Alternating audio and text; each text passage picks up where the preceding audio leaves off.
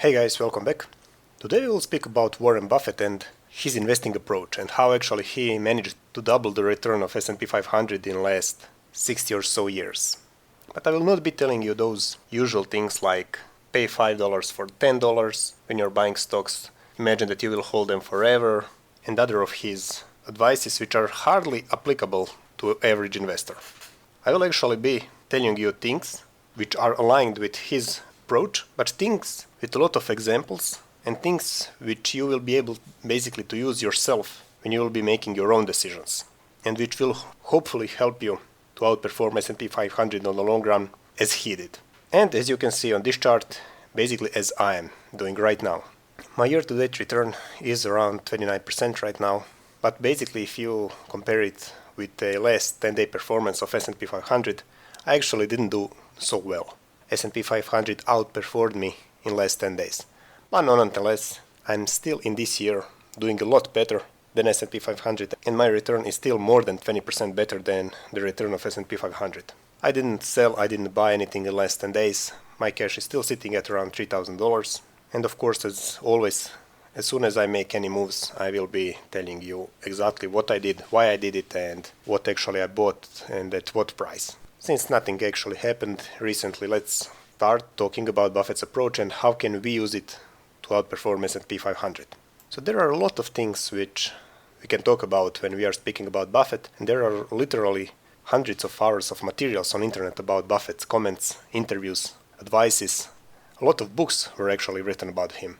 But for this video I wanted to be as direct as possible, not speak too much, but to give you information which you can use to earn money basically, and to show you how is Buffett doing that on a real examples, and even comment some of my own decisions which helped me to outperform S&P 500 by wide margins. So we can start with chapter number 1, and I would call it a news. What does that mean? Well, we are actually bombarded with a lot of different news every single day. There are a lot of applications where you can see other analysis, comments. There is CNBC, there are 24 hours Bloomberg TV, there are quarterly earnings, there are hot stocks, then there is coronavirus, vaccines. You should buy this, you should sell this company, you should avoid this one, this sector is going to die, this is new hot sector which is going to conquer the world, etc., etc. And every single one of those news are impacting a lot of new investors. And what Buffett is actually saying on this topic, and which you probably should follow, Buffett and Munger and people at Berkshire Hathaway, we don't know a lot. He was referring to deficits, elections, coronavirus, macro numbers, but it doesn't matter. What Buffett knows is that stocks will outperform other investment classes, and that you should never bet against USA, but that could be said for many more countries. Buffett was even investing in the worst time than this is, and they did well. They have outperformed gold, they have outperformed bonds, cryptocurrencies. People were investing in stocks during the world wars, and basically tens and tens of millions of people were dying, complete industries were destroyed, and at the end, stocks lived through it. So what is the point of this chapter? Well, you should be looking long-term, and you shouldn't be afraid of short-term issues that are happening in the different segments of our society, of our country, basically in different parts of the world. There will always be issues. There are almost 8 billion people in the world. There are a lot of different interests in the world which are opposing each other countries. The best thing you can do is stay disciplined, stay consistent, try to dollar cost average, don't act on emotions. Maybe I do not agree 100% here with Buffett when he is saying that you should 100% ignore macroeconomic news, but you should hold long-term your positions. I always like to say, time in the market always beats timing the market.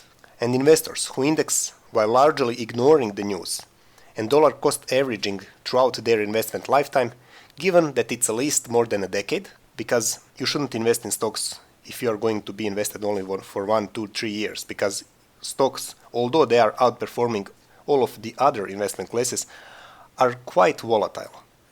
So your time horizon should be more than a decade. You will probably do better than 99% of the hedge funds and mutual funds, and you subtract their fees out of their return. Basically, try to ignore 99% of the news and don't act on your emotions. You can see how this approach did for Buffett. You can see here chart going from 1964 comparing S&P 500 and Berkshire Hathaway, and I think it speaks more than any numbers or words. Of course, lately Berkshire Hathaway had hard time beating S&P 500 because of its size, but if you take a look at the bigger picture, you can see why there is only one Warren Buffett and why there aren't many more investors which are worth $100 billion right now. Now we are perhaps coming to the most important part of this video, how to invest your money. If you look at Buffett's portfolio, you can see that he is investing in, let's say, boring companies. What does that mean? Most of the times, a lifetime of a company looks like this. So the company is born, it starts generating a lot of revenue. When I say a lot of revenue, I mean a high growth rate in terms of revenue growth, and the investors are paying premium for those companies because they are growing fast and they expect a lot from that company in the future. And then once the law of big number comes into the play, and once the growth rate of revenue numbers declines or starts fading, then investors are selling that growth stock because it starts stagnating, and then multiples which they were paying for it bottoms down and are hit really hard. In most of the cases, that is basically how the story goes. And who does come in after that happens? Value investors like Warren Buffett. For example, he bought insurance company, he bought railway company, he bought battery producer. And when I say battery, I don't mean battery for electric cars or something interesting. I mean batteries for your radio and for your remote controller. He bought Gillette, which is a company which is actually producing razor blades. You don't see hype around those companies. But they have their moat, they have their free cash flow, which are they returning to their investors, which in this case is Berkshire Hathaway, and then Buffett can reinvest that cash. Buffett always told that becoming rich is quite simply. So you need to buy cheap companies which are generating a lot of cash flow and reinvest that money. And people have asked him a lot of times, so if it is simple, why don't we have more rich people? And then Buffett says, because this is boring, because you cannot become rich fast. That's the issue most investors have with this approach. They want 50% return annually. They want to get financial freedom in only few years, and usually that ends with tears. People usually lose a lot of their money investing in this way, trying to catch the next hot investment. You can see, for example, here that Berkshire Hathaway bought Dominion Energy's natural gas transmission and storage business. Again, boring business, but he will probably earn here at least 10% annual return in a time when bonds are yielding basically zero return. Buffett also bought stake in a Japanese retailers. Again, retail sector is so-called, and I'm using quotes here, dying sector. Buffett, of course, sees negative story compressing multiples for retailers, and that is when he's coming with his money. You can see here cash balance on Berkshire Hathaway and how it was growing steadily throughout the years. And the reason why it is growing, Buffett said that he basically can't find anything worth investing. Even though he bought stake in those retailers and Dominion Energy's gas portfolio, that is only around 8 or 9% of his total cash position, which is growing for about 20 billion annually. Another issue why Buffett cannot spend his cash is because he can only invest in companies whose market cap is above $10 billion. And basically, that excludes more than 90% companies. And that is where we actually can benefit and how we can outperform Buffett in the future. Pool of the companies in which we can invest compared to Buffett is enormous. Another thing Buffett said is that in 30 years, you will see only 2 or 3 times where they will rain a gold. And you should take all of your buckets out and collect it. What does that mean? Well, we only have crashes in the markets every 10 years or so. And when markets crash, when multiples of the S&P 500 and of the companies compresses, this is what happens actually. This bottom number is PE, which you paid for the company, and this top number is return you will generate in the long run. You see, if you buy the company for the PE of 8 or 9, your annual return will be around 15% on the long run. If you pay PE of 20 for some company, you see in the middle of these dots that basically you can expect long-term return between 5 and 7%. And if you pay PE of 30 for a company, basically you can, expect low single-digit return on the long run. Not to mention if you pay PE of 40 or 50, basically you will be losing money on the long run on that investment. So when we see crash in the markets, when we see PE of the companies go below 10, that is where you should take all of your buckets out and collect as many stocks as you can with your cash. Also, don't focus on hype companies, don't focus on hot companies. Try to find reasonably valued companies with great cash flow, with good balance sheet, and with a good moat. You cannot compromise on any of these things. You can find good company with good moat, but which is extremely expensive. You won't achieve anything with that investment. Also, you can't find company with good moat but with bad balance sheet. That is also very, very big risk. You also cannot find company with good balance sheet but without a moat, because if they will be generating a lot of profits, they will attract competition which can easily replicate their product or their service, and again you will lose on your investment. You must find company with good balance sheet, good moat, and which is reasonably valued. For example, let's compare these two companies.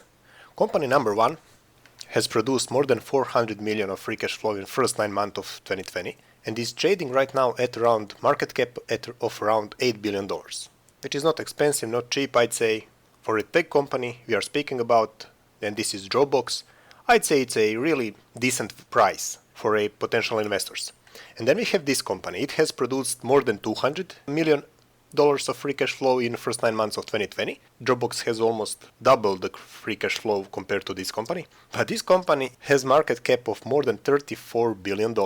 And the second company is actually the Trade Desk. They are both great companies with great products, great business model. I really like them both. But in order for me to invest in them, I need to also have a good price.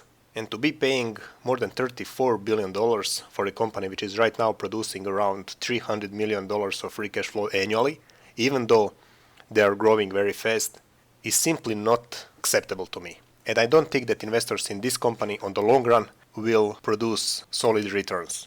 Perhaps they will produce solid returns in the short term if they are just trying to trade it, but on the long run, if you are a long-term holder and investors, I don't think that you will do well with this investment. Hopefully I'm wrong, because I want all of investors to earn money, but that is not how basically I invest and how I earn money. You have seen how cash position of the Berkshire Hathaway has grown rapidly in last several years, because even Buffett has a hard time finding these companies, but you should be patient and you should wait. That is actually what I did at the beginning of this year and what helped me to outperform S&P 500 by almost 20%. If you go back to my first videos in this channel, you can see that I think, if I remember correctly, I had more than 60 or 70% of my portfolio consisting from cash. And I wasn't trying to time the market, I simply couldn't find good stocks to buy. So I was slowly selling my positions, selling, and even though markets were going higher and I was missing some gains, I didn't feel bad, because I knew that I wouldn't sleep well with paying high prices for the stocks, and I was waiting, and then when we had that market sell-off in March, I was ready for a good opportunities. So be patient. Third part of this video is time. What does that mean? Well, you have all heard that famous Buffett's quote that our favorite holding period is forever. But what does that actually mean?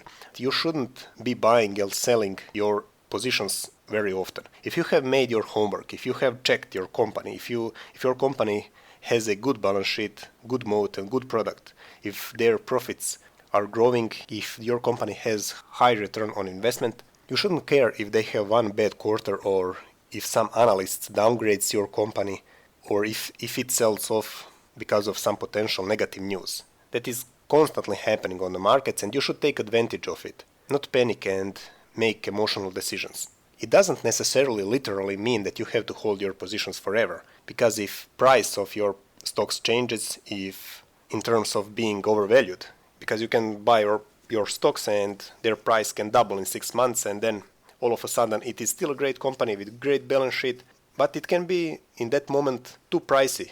We are also witnessing now how coronavirus completely changed the world. So if you have invested in airline companies, for example, at the beginning of this year, perhaps you should sell them because something important happened which might have changed your bullish thesis. So you shouldn't be married to your position, but you shouldn't be either panicking or selling them on emotions because of the one negative news that you hear. Because I see a lot of new investors panicking on a small corrections in their investments. For example, there are hot stocks like Square, Zoom, Peloton, and a lot others, the Trade Desk. And as soon as we see 5 or 10% correction, I see a lot of people whining on Facebook and asking if we should sell, what is happening, what is going on. That is just showing you how people actually have no clue what is happening, and they have no clue why did they buy a company, except that they saw that that company is going up rapidly and they just jumped into the train. Don't be like that. Use your brain, make your homework, know what are you doing. If you don't want to do it, that is completely okay. I would advise you to buy S&P 500, dollar cost average, and hold it basically forever. That is what actually Buffett would advise to his wife if he would die and if she would inherit his wealth. That's actually what he said on many occasions.